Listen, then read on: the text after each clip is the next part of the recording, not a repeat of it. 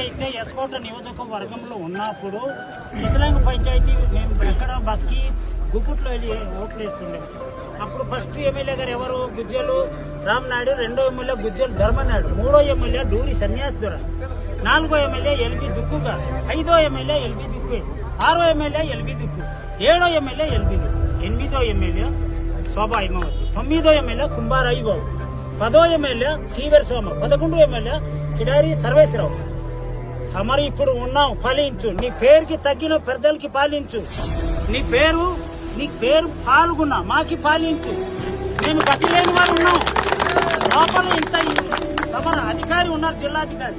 అప్పుడు మేము గోసి ఒకటి తీసి తలకి కట్టి గంటలు తీసినాం. అలాగే అవతల పక్క మళ్ళీ వెళ్ళి ఒక్కొక్క గోసి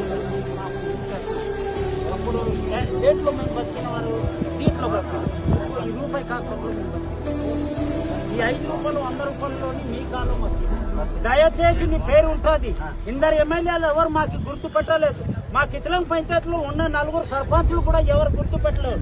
సుబ్బారావు గారు మీతోనూ పట్టుదల వచ్చిన అధికారి పని చేయించారు, మన శక్తి పాల్గొన్న అధికారి పని చేయించారు, మన ఉపయోగారి పని చేయించారు అనేసి నేను చెప్పుకుంటాను. నా పేరు పాడి విలేజ్, బోయబారి రౌతన, సనఫ్ గాసి, పంచాయతీ కిచ్చి సెలవు.